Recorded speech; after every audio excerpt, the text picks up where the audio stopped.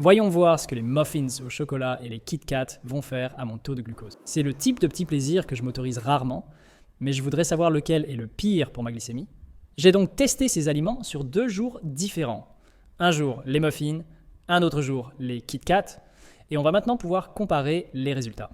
Je vois plein d'avis différents sur les muffins au chocolat. Il y en a qui disent que c'est juste un petit plaisir de temps en temps et que ça n'a pas un impact trop négatif. Mais il y a d'autres gens qui disent qu'un muffin au chocolat, c'est pire encore qu'une canette de Coca-Cola. Donc, moi, j'aimerais bien faire un petit test pour voir si on a le droit de se faire plaisir un peu de temps en temps en mangeant un petit muffin, ou alors si c'est vraiment catastrophique et il faut vraiment éviter d'en manger. Donc ça, c'est 2 petits muffins standards qu'on achète dans les commerces. On voit que là-dedans, il y a à peu près 315 calories. Il y a exactement 43 grammes de glucides, 28 grammes de sucre quand même, 4 grammes de protéines, 16 grammes de graisse, et malheureusement il y a 0 g de fibres, ou peut-être un tout petit peu. Donc on est quand même sur un aliment qui est très sucré, ultra transformé, avec pas beaucoup de nutriments utiles. Pour bien comparer, on va regarder mon taux de glucose à jeun maintenant, et on voit que je suis à 104 mg. Donc ça c'est un petit peu haut, moi je suis prédiabétique, donc j'ai tendance à être au-dessus de 100 mg, mais idéalement il faudrait être en dessous de 100 mg.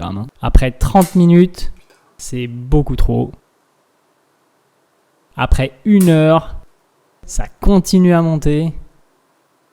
Donc au final, ces 2 petits muffins au chocolat ont fait une montée de 112 mg en 1 heure. C'est en effet équivalent à un Coca-Cola, mais j'en ai mangé 2 quand même. Même s'ils n'étaient pas très grands, j'aurais pu en manger qu'un seul. Donc je dirais, au niveau de votre santé glycémique, c'est vraiment pas une bonne option. Même une petite portion comme ça fait quand même un gros pic, ça redescend lentement. Et si vous voulez vraiment maintenir votre glucose bas, je vous conseille de garder ce genre de truc pour des occasions vraiment spéciales. Rappelez-vous que les résultats peuvent varier en fonction des gens. Donc ça, on m'a beaucoup demandé de tester des Kit Kat. Là-dedans, il y a exactement 41,5 grammes de Kit Kat et ça fait à peu près 26 grammes de glucides, 10 grammes de gras et 1 gramme de fibres. Donc je suis très curieux de voir ce que ça va faire à mon taux de glucose si je mange ça maintenant ce matin. C'est parti. Et pour les Kit Kat, je suis assez surpris des résultats. Souvenez-vous que les résultats varient en fonction des gens, mais pour moi, finalement, ça n'a pas fait un pic énorme. Et surtout, probablement parce qu'il y a beaucoup de gras, ça a fait vraiment une montée très progressive et une descente finalement assez progressive aussi.